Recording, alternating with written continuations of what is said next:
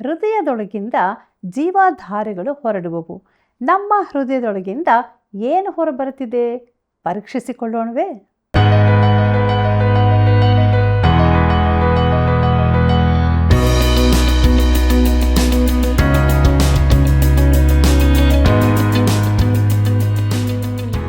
ಆತ್ಮೀಯ ಸಹೋದರ ಸಹೋದರಿಯರೇ, ನಿಮ್ಮ ಅಚ್ಚುಮೆಚ್ಚಿನ ಸತ್ಯವೇದ ಅಧ್ಯಯನ ಕಾರ್ಯಕ್ರಮಕ್ಕೆ ಪ್ರೀತಿಯ ಸುಸ್ವಾಗತ.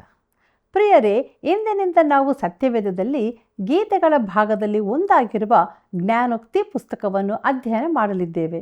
ಸೊಲೊಮೋನನ ಜ್ಞಾನೋಕ್ತಿಗಳೆಂದೇ ಕರೆಯಲ್ಪಡುವ ಪುಸ್ತಕದ ಪೀಠಿಕೆಯ ಭಾಗವನ್ನು ಅಧ್ಯಯನ ಮಾಡಿ ಜ್ಞಾನೋಕ್ತಿಗಳ ಗೂಢಾರ್ಥವನ್ನು ಅರಿತುಕೊಳ್ಳೋಣ. ಆತ್ಮದಲ್ಲಿ ಬಲ ಹೊಂದಿ ದೇವರ ಮೇಲಿನ ನಂಬಿಕೆಯಲ್ಲಿ ದೃಢಚಿತ್ತದಿಂದ ನಡೆಯೋಣ. ಬನ್ನಿ ಪ್ರಾರ್ಥನೆಯನ್ನು ಮಾಡೋಣ. ಪರಲೋಕದಲ್ಲಿ ಆಸೀನನಾಗಿರುವಂಥ ನಮ್ಮ ಸ್ವರ್ಗೀಯ ತಂದೆಯಾದ ದೇವರೇ, ಇಂದಿನಿಂದ ನಾವು ಜ್ಞಾನೋಕ್ತಿಗಳ ಪುಸ್ತಕವನ್ನು ಧ್ಯಾನ ಮಾಡಲಿರುವಾಗ ನಿನ್ನ ಪರಿಶುದ್ಧವಾದಂಥ ಜೀವವುಳ್ಳ ಮಾತುಗಳಿಂದ ಮಾತನಾಡು ಸ್ವಾಮಿ. ಹೌದು ಕರ್ತನೆ, ನಾವು ಈ ಲೋಕದಲ್ಲಿ ಯಾವ ರೀತಿಯಲ್ಲಿ ಜೀವಿಸಬೇಕು ಎಂಬುದಕ್ಕಾಗಿ ಈ ಜ್ಞಾನೋಕ್ತಿಗಳು ಜ್ಞಾನವುಳ್ಳ ಮಾತುಗಳಿಂದ ರಚಿಸಲ್ಪಟ್ಟಿರುವಂಥ ಈ ಪುಸ್ತಕದ ಮೂಲಕ ಅನೇಕ ಸತ್ಯಾಂಶಗಳು ನಮಗೆ ತಿಳಿಸು. ಈ ಕಾರ್ಯಕ್ರಮವನ್ನು ವೀಕ್ಷಿಸುತ್ತಿರುವಂಥ ನಮ್ಮ ಪ್ರೀತಿಯ ಬಾಂಧವರನ್ನು ಆಶೀರ್ವದಿಸಿ ನಿನ್ನ ವಾಕ್ಯದಲ್ಲಿ ಬೆಳೆಯುವಂತೆ ಸಹಾಯ ಮಾಡು. ಅವರೆಲ್ಲ ಕೊರತೆಗಳನ್ನು ನೀಗಿಸು. ಯೇಸುವಿನ ನಾಮದಲ್ಲಿ ಬೇಡಿದ್ದೇವೆ, ಆಮೇನ್. ತನ್ನನ್ನು ಹೆಚ್ಚಿಸಿಕೊಳ್ಳುವ ಪ್ರತಿಯೊಬ್ಬನು ತಗ್ಗಿಸಲ್ಪಡುವನು, ತನ್ನನ್ನು ತಗ್ಗಿಸಿಕೊಳ್ಳುವವನು ಹೆಚ್ಚಿಸಲ್ಪಡುವನು. ಲೂಕ 18:14. ಕರ್ತನಲ್ಲಿ ಪ್ರೀತಿಯುಳ್ಳ ಸಹೋದರ ಸಹೋದರಿಯರೇ, ನಮ್ಮ ರಕ್ಷಕನಾದ ಯೇಸು ಕ್ರಿಸ್ತನ ಅತೀ ಪರಿಶುದ್ಧವುಳ್ಳ ನಾಮದಲ್ಲಿ ನಿಮ್ಮೆಲ್ಲರಿಗೂ ನನ್ನ ಹೃದಯಪೂರ್ವಕವಾದ ಪ್ರೀತಿಯ ವಂದನೆಗಳು. ದೇವರ ಮಹಾಕೃಪೆಯಿಂದ ಸತ್ಯವೇದ ಅಧ್ಯಯನದಲ್ಲಿ ನಾವು ಮುಂದೆ ಸಾಗುತ್ತಾ ಇದ್ದೇವೆ. ಇಂದಿನಿಂದ ಜ್ಞಾನೋಕ್ತಿಗಳು ಪುಸ್ತಕದ ಅಧ್ಯಯನವನ್ನು ನಾವು ಪ್ರಾರಂಭಿಸಲಿದ್ದೇವೆ. ಆದ್ದರಿಂದ ದೇವರಾತ್ಮನ ಬಲವನ್ನು ಬೇಡಿಕೊಳ್ಳೋಣ. ದೇವರ ವಾಕ್ಯದ ಸತ್ಯಗಳನ್ನು ನಾವು ಅರಿತುಕೊಳ್ಳುವ ಹಾಗೂ ಮತ್ತು ಆ ಸತ್ಯಕ್ಕೆ ವಿಧೇಯರಾಗಿ ಜೀವಿಸುವಂತೆ ದೇವರಲ್ಲಿ ಬೇಡಿಕೊಳ್ಳುತ್ತಾ ನಮ್ಮ ಅಧ್ಯಯನವನ್ನು ಪ್ರಾರಂಭಿಸೋಣ. ಕರ್ತನಲ್ಲಿ ಪ್ರಿಯರೇ, ಜ್ಞಾನೋಕ್ತಿಗಳ ಪುಸ್ತಕದ ಪೀಠಿಕೆಯನ್ನು ನೋಡುವಾಗ ಸತ್ಯವೇದದಲ್ಲಿನ ಗೀತೆಗಳ ಅಂದರೆ ಪದ್ಯಗಳ ಭಾಗದಲ್ಲಿ ಒಂದಾಗಿ ಜ್ಞಾನೋಕ್ತಿ ಪುಸ್ತಕವು ಪರಿಗಣಿಸಲ್ಪಟ್ಟಿದೆ. ಯೋಬನು, ಕೀರ್ತನೆ, ಜ್ಞಾನೋಕ್ತಿಗಳು, ಪ್ರಸಂಗಿ ಹಾಗೂ ಪರಮಗೀತ ಈ ಎಲ್ಲ ಪುಸ್ತಕಗಳು ಈ ಒಂದೇ ವಿಭಾಗದಲ್ಲಿ ಬರುತ್ತವೆ. ಯಾಕಂದರೆ ಅವೆಲ್ಲವೂ ಇಬ್ರಿಯ ಭಾಷೆಯ ಪದ್ಯ ಸಾಹಿತ್ಯದಲ್ಲಿ ಬರೆಯಲ್ಪಟ್ಟಿವೆ. ಇವುಗಳಲ್ಲಿ ಮೂರನ್ನು ಅಂದರೆ ಜ್ಞಾನೋಕ್ತಿಗಳು, ಪ್ರಸಂಗಿ, ಪರಮಗೀತ ಸೊಲೊಮೋನನು ಬರೆದಿದ್ದಾನೆ. ಜ್ಞಾನೋಕ್ತಿಗಳು ಜ್ಞಾನದ ಕುರಿತಾದ ಪುಸ್ತಕವಾಗಿದೆ. ಪ್ರಸಂಗಿ ಪುಸ್ತಕವು ಅವಿವೇಕತನ ಇಲ್ಲವೇ ವ್ಯರ್ಥತ್ವದ ಕುರಿತಾಗಿದೆ. ಪರಮಗೀತವು ಪ್ರೇಮದ ಕವಿತೆಯಾಗಿದೆ. ಪ್ರಿಯರೇ, ಜ್ಞಾನ ಹಾಗೂ ಅವಿವೇಕತನಗಳ ನಡುವಿನ ಸಂತಸದ ಅನುಭವ ಪ್ರೇಮವಾಗಿದೆ. ಈ ಮೂರೂ ವಿಷಯಗಳಲ್ಲೂ ಸೊಲೊಮೋನನು ಪರಿಣಿತನೇ ಆಗಿದ್ದನು. ಸತ್ಯವೇದವು ಅವನ ಕುರಿತಾಗಿ ಹೀಗೆ ಹೇಳುತ್ತದೆ: ಅವನ ಜ್ಞಾನೋಕ್ತಿಗಳು 3,000, ಗೀತೆಗಳು 1,005. 1ನೇ ಅರಸುಗಳು 4ನೇ ಅಧ್ಯಾಯ 32ನೇ ವಚನದಲ್ಲಿ ಇದನ್ನು ನೋಡುತ್ತೇವೆ. ಅವನು ಬರೆದ 1,005 ಕವಿತೆಗಳಲ್ಲಿ ನಮಗೆ ಒಂದು ಮಾತ್ರ ದೊರೆತಿರುತ್ತದೆ. ಜ್ಞಾನೋಕ್ತಿಗಳಲ್ಲಿಯೂ ನಮಗೆ ದೊರಕಿರುವವು ಬಹಳ ಅಲ್ಪವೇ. 1ನೇ ಅರಸು 4ನೇ ಅಧ್ಯಾಯ 33 ಮತ್ತು 34ನೇ ವಚನ ಹೀಗೆ ಹೇಳುತ್ತದೆ: ಅವನು ಲೆಬನೋನಿನ ದೇವದಾರು ವೃಕ್ಷ ಮೊದಲುಗೊಂಡು ಗೋಡೆಯಲ್ಲಿ ಬೆಳೆಯುವ ಇಸೋಪ್ ಗಿಡದವರೆಗಿರುವ ಎಲ್ಲ ವನಸ್ಪತಿಗಳನ್ನು, ಎಲ್ಲ ಪಶುಪಕ್ಷಿ ಜಲಜಂತುಗಳು ಕ್ರಿಮಿಕೀಟಗಳನ್ನು ಕುರಿತು ಪ್ರಸ್ತಾಪಿಸಿದನು. ಎಲ್ಲ ಜನಾಂಗಗಳಲ್ಲಿಯೂ ಸೊಲೊಮೋನನ ಜ್ಞಾನ ವಿಶೇಷವನ್ನು ಕುರಿತು ಕೇಳಿದ ಭೂಪಾಲರಲ್ಲಿಯೂ ಅನೇಕರು ಅವನ ಜ್ಞಾನವಾಕ್ಯಗಳನ್ನು ಕೇಳುವುದಕ್ಕೋಸ್ಕರ ಬಂದರು ಎಂಬುದಾಗಿ.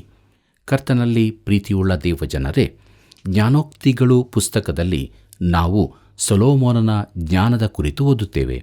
ನಿರ್ದಿಷ್ಟ ಸತ್ಯಾಂಶವೊಂದನ್ನು ಹರಿತವಾಗಿ ಬಲಯುತವಾಗಿ ಹೇಳುವುದನ್ನೇ ಜ್ಞಾನೋಕ್ತಿಗಳು ಎಂದು ಕರೆಯುತ್ತೇವೆ. ದೀರ್ಘ ಅನುಭವದ ಫಲವಾಗಿ ಮೂಡಿಬಂದ ಚಿಕ್ಕ ಚಿಕ್ಕ ವಾಕ್ಯಗಳೇ ಜ್ಞಾನೋಕ್ತಿಗಳಾಗಿವೆ. ಸತ್ಯಾಂಶವೊಂದನ್ನು ನೆನಪಿಡಲು ಸುಲಭವಾಗುವ ಅನುಭವದಿಂದ ಬಂದ ತತ್ವದ ಆಧಾರದಲ್ಲಿ ನಮ್ಮ ನಡತೆಗೆ ಮೂಲ ಸೂತ್ರವಾಗಿ ತಿಳಿಯಪಡಿಸುವುದೇ ಜ್ಞಾನೋಕ್ತಿಯಾಗಿದೆ. ಜ್ಞಾನೋಕ್ತಿಯನ್ನು ವಾಕ್ಯದ ಪ್ರಕಾರದ ವಾಕ್ಯ, ಸಾರ್ವತ್ರಿಕ ನಿಯಮ, ಹಳೇ ಮಾತು, ಹಳೆಯ ಗರಗಸ, ಮೂಲ ವಿಚಾರ, ಚಾಟೋಕ್ತಿ ಎಂದು ಕರೆಯುತ್ತಾರೆ. ಪ್ರಿಯರೇ, ಈ ಗ್ರಂಥದ ಮುಖ್ಯ ವಚನವು ಮೊದಲ ಅಧ್ಯಾಯದಲ್ಲೇ ಇದೆ. ಜ್ಞಾನೋಕ್ತಿಗಳು 1ನೇ ಅಧ್ಯಾಯ 7ನೇ ವಚನ ಹೀಗೆ ಹೇಳುತ್ತದೆ: ಯೆಹೋವನ ಭಯವೇ ತಿಳುವಳಿಕೆಗೆ ಮೂಲವು, ಮೂರ್ಖರಾದರೋ ಜ್ಞಾನವನ್ನೂ ಶಿಕ್ಷೆಯನ್ನು ಅಸಡ್ಡೆ ಮಾಡುವರು ಎಂಬುದಾಗಿ. ಪ್ರೀತಿಯುಳ್ಳ ದೇವಜನರೇ, ಈ ಜ್ಞಾನೋಕ್ತಿಗಳು ಹುಟ್ಟಿದ್ದು ಪೂರ್ವ ಹಾಗೂ ಪುರಾತನ ದೇಶಗಳಲ್ಲಿಯೇ. ಒಂದು ವೇಳೆ ಸೊಲೊಮೋನನು ಅವುಗಳನ್ನು ಅನೇಕ ಮೂಲಗಳಿಂದ ಸಂಗ್ರಹಿಸಿರಬಹುದು. ಅವನು ಅನೇಕವನ್ನು ತಾನೇ ಬರೆದಿದ್ದರೂ ಹೆಚ್ಚಿನದರ ಸಂಪಾದಕನಾಗಿರಲೂಬಹುದು. ಅಂದರೆ ಸೊಲೊಮೋನನದಾಗಿರುವ ಹಾಗೂ ಇತರರಿಂದ ಬಂದಿರುವ ಪ್ರೇರಿತ ಜ್ಞಾನೋಕ್ತಿಗಳ ಸಂಗ್ರಹ ಇದಾಗಿದ್ದು, ನಾವು ಮುಂದಕ್ಕೆ ನೋಡುವಂತೆ ದೇವರು ಇದಕ್ಕೆ ತನ್ನ ಮುದ್ರೆಯನ್ನು ಹಾಕಿದ್ದಾನೆ. ಪ್ರಿಯರೇ, ಈ ಪುಸ್ತಕದಲ್ಲಿ ದ್ವಿತೀಯ ವಿಭಕ್ತಿಯಿಂದ ತೃತೀಯ ವಿಭಕ್ತಿಗೆ ಸರ್ವನಾಮ ಬದಲಾಗಿದೆ ಎಂದು ಡಾಕ್ಟರ್ ಥರ್ಟಲ್ ಹಾಗೂ ಇತರ ಸತ್ಯವೇದ ಪಂಡಿತರು ತಿಳಿಸಿರುತ್ತಾರೆ. ಆದ್ದರಿಂದ ದ್ವಿತೀಯ ವಿಭಕ್ತಿಗಳಿರುವವುಗಳು ಸೊಲೊಮೋನನಿಗೆ ಅವನ ಅಧ್ಯಾಪಕರು ಕಲಿಸಿದ್ದು, ತೃತೀಯ ವಿಭಕ್ತಿಯುಗಳು ಸೊಲೊಮೋನನ ಸ್ವಂತ ರಚನೆಯೆಂದು ಅವರು ಅಭಿಪ್ರಾಯಪಡುತ್ತಾರೆ. ಪ್ರೀತಿಯುಳ್ಳ ದೇವಜನರೇ, ಈ ಜ್ಞಾನೋಕ್ತಿಗಳ ಪುಸ್ತಕಕ್ಕೂ ಇತರ ಬರಹಗಳಲ್ಲಿನ ಜ್ಞಾನವಾಕ್ಯಗಳಿಗೂ ವ್ಯತ್ಯಾಸವಿರುತ್ತದೆ.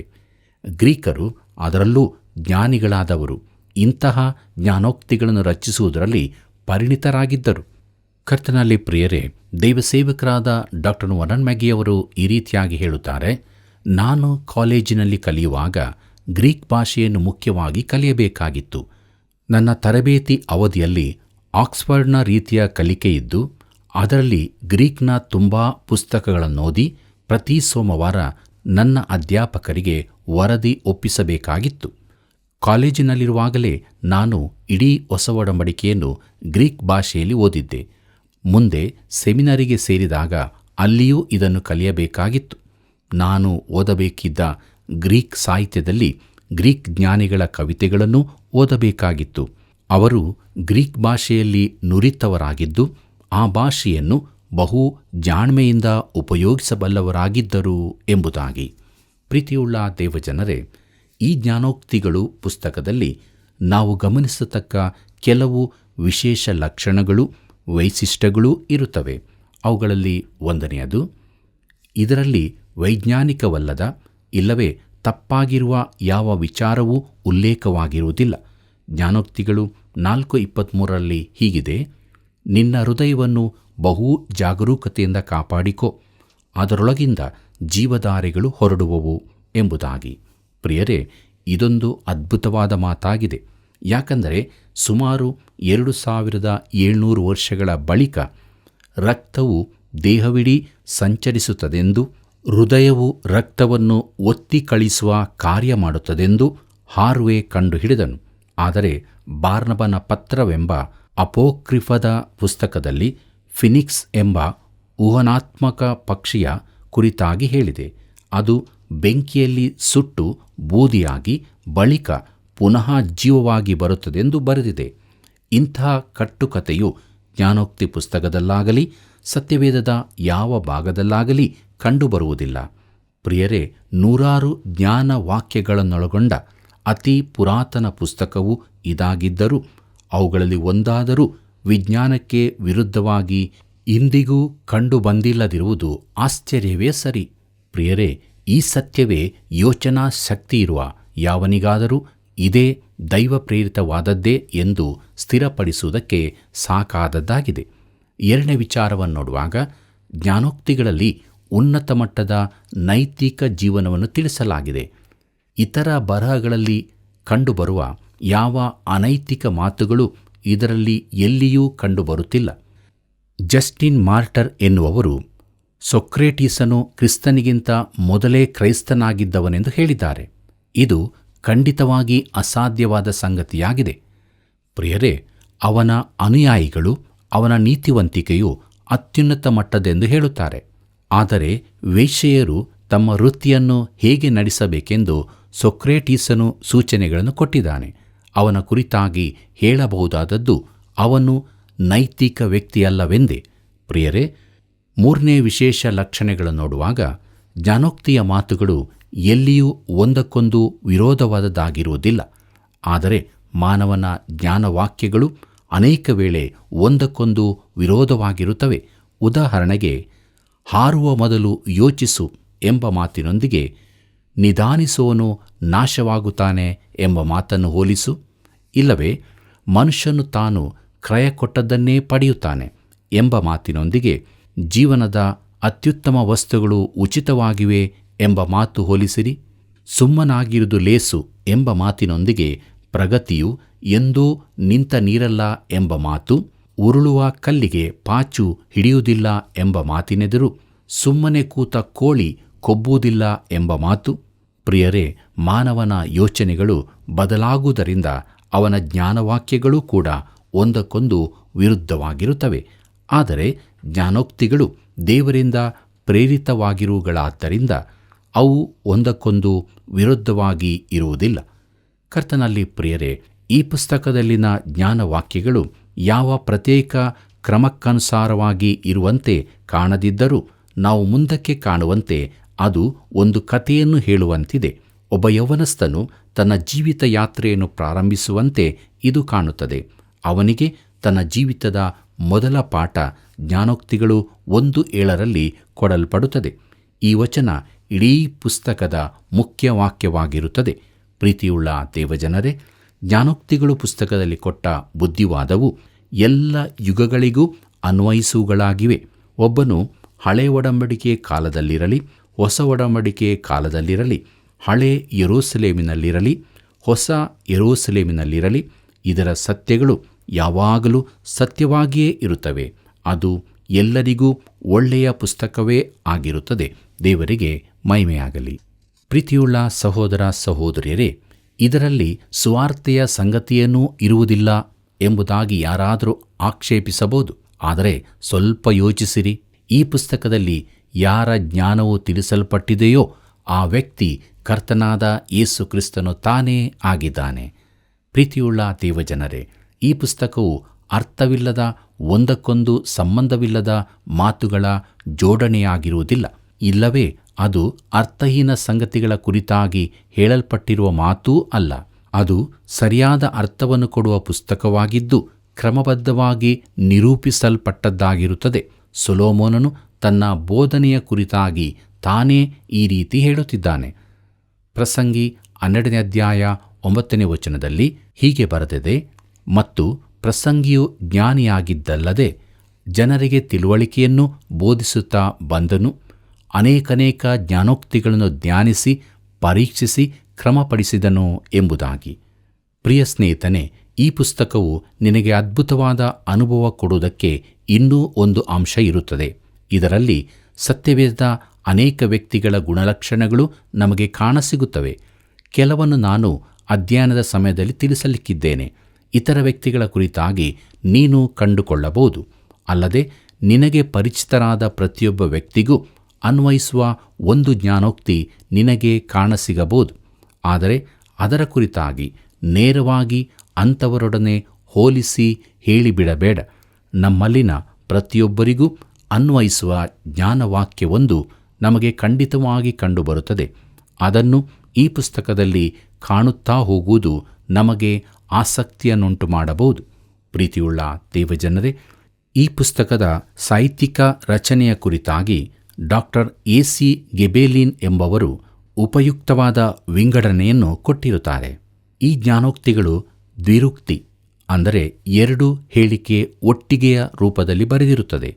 ಈ ದ್ವಿರುಕ್ತಿಗಳ 2 ಭಾಗಗಳು ಒಂದಕ್ಕೊಂದು ಸಮಾನಾಂತರ ಹೇಳಿಕೆಗಳಾಗಿ ಜೋಡಣೆಯಾಗಿರುತ್ತದೆ. ಇದು ಇಬ್ರಿಯ ಕವಿತೆಯ ರೀತಿಯಾಗಿದೆ. ಇಬ್ರಿಯ ಕಾವ್ಯದಲ್ಲಿ ಪ್ರಾಸವಾಗಲಿ ಗಣಕ್ರಮವಾಗಲಿ ಇಲ್ಲ. ಅದರಲ್ಲಿ ವಿಚಾರಗಳು ಸಮಾನಾಂತರವಾಗಿ ಹೇಳಲ್ಪಡುತ್ತವೆ ಅಷ್ಟೇ. ಪ್ರಿಯರೇ, 3 ವಿಧದ ಸಮಾನಾಂತರ ರಚನೆಗಳು ಇಲ್ಲಿವೆ. ಅವುಗಳಲ್ಲಿ ಮೊದಲನೆಯದು ಸಮನಾರ್ಥಕ ಸಮಾಂತರ ಹೇಳಿಕೆ, ಅಂದರೆ ಇದರಲ್ಲಿ ಎರಡನೇ ಹೇಳಿಕೆಯು ಮೊದಲನೇ ಹೇಳಿಕೆಯಲ್ಲಿ ಹೇಳಿದ್ದನ್ನೇ ಪುನರುಚ್ಚರಿಸುತ್ತದೆ. ಒಂದೇ ರೀತಿಯ ವಿಚಾರವನ್ನು ಬೇರೆ ಬೇರೆ ರೀತಿಯಲ್ಲಿ ಹೇಳಿರುತ್ತದೆ. ಉದಾಹರಣೆಗೆ ಜ್ಞಾನೋಕ್ತಿ 19:29 ಹೀಗೆ ಹೇಳಿದೆ: ಧರ್ಮನಿಂದಕರಿಗೆ ದಂಡನೆಯ ತೀರ್ಪು ಸಿದ್ಧ, ಮೂಢರ ಬೆನ್ನಿಗೆ ಪೆಟ್ಟು ಖಂಡಿತ ಎಂಬುದಾಗಿ. ಎರಡನೆಯದಾಗಿ ವಿರೋಧಾಭಾಸದ ಸಮಾಂತರ ಹೇಳಿಕೆ, ಅಂದರೆ ಮೊದಲ ವಾಕ್ಯದಲ್ಲಿ ಹೇಳಲ್ಪಟ್ಟ ಸತ್ಯವನ್ನು ಎರಡನೇ ಭಾಗದಲ್ಲಿ ವಿರೋಧಾತ್ಮಕ ಹೇಳಿಕೆಯ ಮೂಲಕ ಇನ್ನೂ ಒತ್ತಿ ಹೇಳಲಾಗಿದೆ. ಉದಾಹರಣೆಗಾಗಿ ಜ್ಞಾನೋಕ್ತಿಗಳು 13:9 ಹೀಗೆ ಹೇಳುತ್ತದೆ: ಶಿಷ್ಟರ ಬೆಳಕು ಬೆಳಗುವುದು, ದುಷ್ಟರ ದೀಪವು ಆರುವುದು ಎಂಬುದಾಗಿ. ಪ್ರಿಯರೇ, ಎರಡನೇ ಭಾಗದಲ್ಲಿ ಮೊದಲಿನದರ ಸತ್ಯವನ್ನೇ ಹೇಳಿದರೂ ಅದನ್ನು ವಿರೋಧಾತ್ಮಕ ರೀತಿಯಲ್ಲಿ ಹೇಳಿರುವುದನ್ನು ಗಮನಿಸಬಹುದು. ಮೂರನೇದಾಗಿ ಸಂಯೋಜಿತ ಸಮಾಂತರ ಹೇಳಿಕೆ, ಅಂದರೆ ಮೊದಲನೇ ಮಾತಿನ ಅಂಶವನ್ನು ಎರಡನೇ ಮಾತಿನಲ್ಲಿ ಮುಂದರಿಸಿ ವಿವರಿಸಲಾಗಿರುತ್ತದೆ. ಉದಾಹರಣೆಗೆ ಜ್ಞಾನೋಕ್ತಿಗಳು 20:2 ಹೀಗೆ ಹೇಳುತ್ತದೆ: ರಾಜನು ಗರ್ಜಿಸುವ ಸಿಂಹದಂತೆ ಭಯಂಕರನು, ಅವನನ್ನು ಕೆಣಕುವವನು ತನಗೇ ಕೇಡು ಮಾಡಿಕೊಳ್ಳುವನು ಎಂಬುದಾಗಿ. ಪ್ರೀತಿಯುಳ್ಳ ಸಹೋದರ ಸಹೋದರಿಯರೇ, ಮುಂದಕ್ಕೆ ನಾವು ಜ್ಞಾನೋಕ್ತಿಗಳು ಪುಸ್ತಕದ ರೂಪುರೇಖೆಯನ್ನು ನೋಡೋಣ. ಅದರಲ್ಲಿ ಮೊದಲನೆಯದು ಜ್ಞಾನ ಹಾಗೂ ಮೂರ್ಖತನಗಳ ಹೋಲಿಕೆ, ಅಧ್ಯಾಯ 1-9. ಎರಡನೆಯದು ಸೊಲೊಮೋನನ ಜ್ಞಾನೋಕ್ತಿಗಳು, ಅಧ್ಯಾಯ 10-24. ಅವನೇ ಬರೆದು ಕ್ರಮಗೊಳಿಸಿದವುಗಳು. ಮೂರನೆಯದಾಗಿ ಸೊಲೊಮೋನನ ಇತರ ಜ್ಞಾನೋಕ್ತಿಗಳು, ಅಧ್ಯಾಯ 25-29. ಹಿಜ್ಕೀಯನ ಲೇಖಕರಿಂದ ಕ್ರಮಗೊಳಿಸಲ್ಪಟ್ಟವುಗಳು. ನಾಲ್ಕನೆಯ ರೂಪುರೇಖೆಯ ಬಗ್ಗೆ ನೋಡುವಾಗ ಅಪರಿಚಿತನಾದ ಆಗೂರನ ದೈವೋಕ್ತಿಗಳು, 30ನೇ ಅಧ್ಯಾಯ. ಮತ್ತು ಐದನೇದಾಗಿ ಲೆಮುವೇಲನಿಗೆ ಅವನ ತಾಯಿ ಉಪದೇಶಿಸಿದ ಜ್ಞಾನೋಕ್ತಿಗಳು, 31ನೇ ಅಧ್ಯಾಯ. ಕರ್ತನಲ್ಲಿ ಪ್ರೀತಿಯುಳ್ಳ ದೇವಜನರೇ, ಜ್ಞಾನೋಕ್ತಿಗಳು ಪುಸ್ತಕದ ರೂಪುರೇಖೆಯನ್ನು ಮತ್ತು ಅದರ ಪೀಠಿಕೆಯನ್ನು ನಾವು ಅಧ್ಯಯನ ಮಾಡಿದ್ದೇವೆ. ದೇವರಾತ್ಮನು ನಮ್ಮ ಜೊತೆ ಇದ್ದುಕೊಂಡು ಬಹು ಅಮೂಲ್ಯವಾದ ಸತ್ಯವನ್ನು ನಮಗೆ ತಿಳಿಯಪಡಿಸಿದ್ದಾನೆ. ಇದನ್ನು ತಿಳಿದವರಾಗಿದ್ದುಕೊಂಡು ನಾವು ದೇವರ ವಾಕ್ಯಕ್ಕೆ ವಿಧೇಯರಾಗಿ ದೈವಿಕ ಜ್ಞಾನದಿಂದ ತುಂಬಿದವರಾಗಿ ನಮ್ಮ ಜೀವಿತದಲ್ಲಿ ಮುಂದೆ ಸಾಗೋಣ.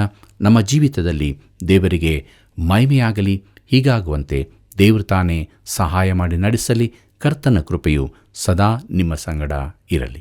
ಜ್ಞಾನೋಕ್ತಿಗಳು ಧ್ಯಾನದ ಕುರಿತಾದ ಪುಸ್ತಕವಾಗಿದೆ. ನಿರ್ದಿಷ್ಟ ಸತ್ಯಾಂಶವನ್ನು ಹರಿತವಾಗಿ ಬಲಯುತವಾಗಿ ಹೇಳುವುದನ್ನೇ ಜ್ಞಾನೋಕ್ತಿಗಳು ಎನ್ನಲಾಗುತ್ತದೆ. ಈ ಪುಸ್ತಕದಲ್ಲಿ ಪ್ರತಿಯೊಬ್ಬರಿಗೂ ಅನ್ವಯಿಸುವ ಜ್ಞಾನವಾಕ್ಯವು ಖಂಡಿತವಾಗಿ ಕಂಡುಬರುತ್ತದೆ. ಕರ್ತನಾದ ಯೇಸು ಕ್ರಿಸ್ತನೇ ಜ್ಞಾನನಿಧಿ ಸಂಪನ್ನನಾಗಿದ್ದಾನೆ. ಆದುದರಿಂದ ದೈವಿಕ ಜ್ಞಾನವನ್ನು ಹೊಂದಿದವರಾಗಿ ನಿರೀಕ್ಷೆಯ ಜೀವಿತದಲ್ಲಿ ಜೀವಿಸೋಣ.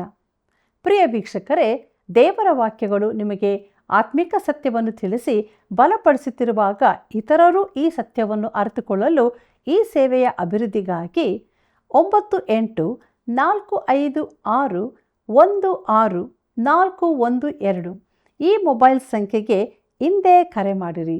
ಮತ್ತೆ ಸಂಧಿಸೋಣ. ವಂದನೆಗಳು.